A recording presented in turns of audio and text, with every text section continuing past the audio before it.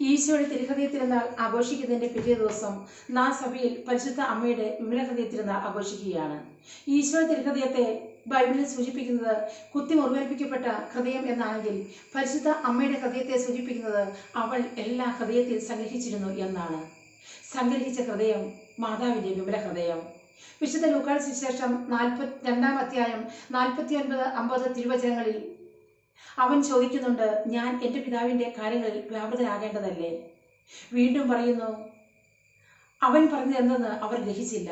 അതെ, അവൻ എന്താണ് പറഞ്ഞതെന്ന് അവർക്ക് മനസ്സിലായില്ല.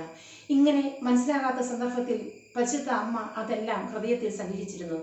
നമ്മുടെയൊക്കെ ജീവിത സാഹചര്യങ്ങളിൽ, നമ്മുടെയൊക്കെ ജീവിതത്തിൻ്റെ പല ഘട്ടങ്ങളിലും എൻ്റെ ജീവിതത്തിൽ എന്തുകൊണ്ടാണ് ഇങ്ങനെ സംഭവിക്കുന്നത്, എന്താണ് എൻ്റെ ജീവിതത്തിൽ ഇങ്ങനെയാകുന്നത് എന്നൊക്കെ നമുക്ക് മനസ്സിലാകാത്ത സന്ദർഭങ്ങളുണ്ടാകാം.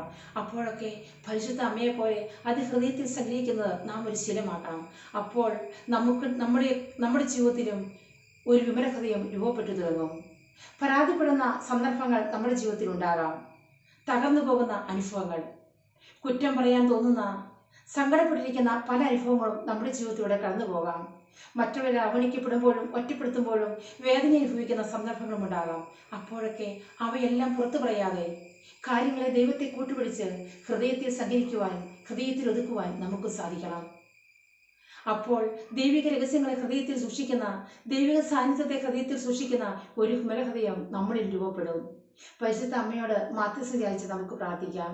അമ്മേ, അമ്മയെ പോലെ ഒരു വിമലഹൃദയം ഞങ്ങൾ രൂപപ്പെടുത്തുവാൻ ഞങ്ങളെ സഹായിക്കണമേ എന്ന്.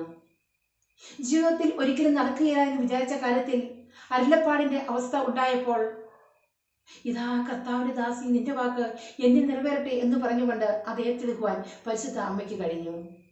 പരിശുദ്ധ അമ്മയെ സന്തോഷിപ്പിക്കുവാൻ നമ്മുടെ ജീവിതത്തിൽ നമുക്ക് അത് ശീലമാക്കിക്കൂടെ?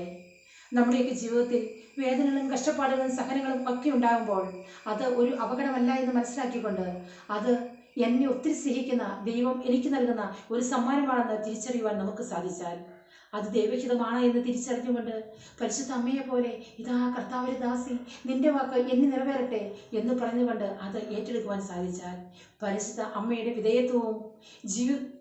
വിധേയത്വവും മനോഭാവവും നമ്മുടെ ജീവിതത്തിൽ പകർത്തുവാൻ സാധിച്ചാൽ നമ്മുടെ ജീവിതം നമുക്ക് മനോഹരമാക്കാം. ഈ വിമലഹൃദയ തിരുനാളിൽ നമുക്ക് മാതാവിനോട് പ്രാർത്ഥിക്കാം. മാതാവേ, എൻ്റെ ജീവിതവും ധന്യമാക്കുവാൻ നിന്റെ തിരുക്കുമാരനോട് മാധ്യസ്ഥ യാചിച്ച് പ്രാർത്ഥിക്കണമേ എന്ന്. സ്തുതിയായിരിക്കട്ടെ.